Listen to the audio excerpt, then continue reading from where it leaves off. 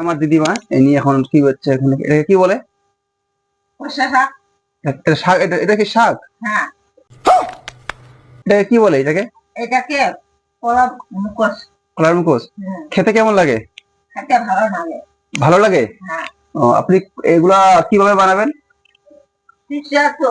জিরা ঠিরা বাটি করবো আর মুখে দিব। এটার মধ্যে কি কি মশলা, মানে কি কি মশলা এটার মধ্যে প্রয়োগ করবেন আপনি? জিরা, হ্যাঁ। পাঁচফোড়ন, মরুচ, হলদি, নুন। তার সঙ্গে আরো কি থাকবে? লবণ থাকবে না? মরুচ সব দিন। তো মেনলি ইনি হচ্ছে আমার দিদিমা। তো দেখতে পাচ্ছি ইনি কলার মুখোশ বেচছে, মানে কি যে বাংলাতে কি বলে জানি না, কি বলে বাংলাতে? মুখোশ।